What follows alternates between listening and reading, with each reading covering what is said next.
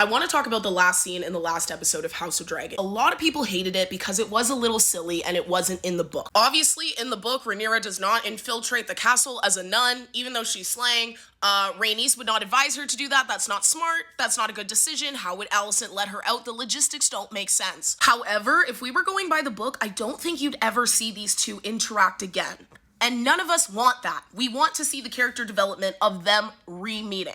So this was the way they creatively solved that, and I'm happy for that. And it is a little bit silly and a little bit like unserious for Rhaenyra to be like, I started badly. Like, that's hilarious though, because what the fuck are you gonna say? After all that's said and done, these two's chemistry together cannot be wasted. Okay, it should not be wasted, and we cannot spend the rest of the season never seeing them speak to each other, because you guys need to realize in the book, if we were going by the book, they're not talking again. Probably. I don't really recall them talking again. So them giving us this moment that's juicy. They didn't need to do this, okay? They didn't need to let us see their chemistry on screen again. But the fact that they just did that little back and forth about motherhood, like, of course I don't approve of what Aemon did. Of course you don't. Of course you, like, they both understand as mothers that they didn't want this to happen, but they also have like this pride and this clinging to, you know, duty and whatever. And I really love that Alicent said, and you know what Aemon is. Because that to me was just like, wow, she really doesn't fuck with Aemon. Like, he's so middle child as fuck. And she's like, yeah, yeah, you know what he is. She's aware of the monsters she's raising, and it is giving Cersei. In that sense, it is giving Cersei a, you know what he is. Like, she's just dealing with him, managing him, even though she doesn't really fuck with him like that.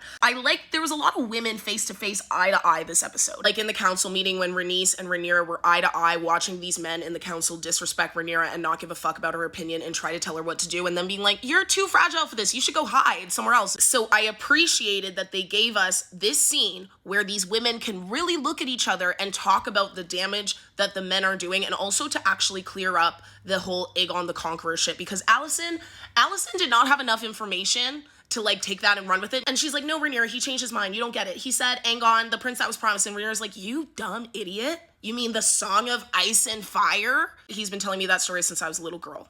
So you made a mistake. And Alicent's like, there's no mistake, because one thing about Catholic guilt, it persists. It persists. The fact that she knows she's wrong, and now because she is wrong, she's gonna have to go that much harder because she's religious. So that's very interesting. And I love that they didn't leave that up to the imagination of misunderstanding, because that moment of like them both hearing Viserys say his last words to them individually and them interpreting it completely, they could have just let that drift into the abyss and we never hear about that again. Because in the book, I don't think that that's addressed at all. I also just love the whole exchange. Like, I know it's not realistic, okay? I felt really bad for Helaena. I always feel bad for Helaena. And Helaena being like, I forgive you. And Alicent being like, she was taken aback by that. She was like, whoa. Because I think she didn't know that Helaena was seeing it like that. Even though Alicent was already blaming herself for the death of Jaehaerys, I don't think she realized that other people around her were seeing that as well.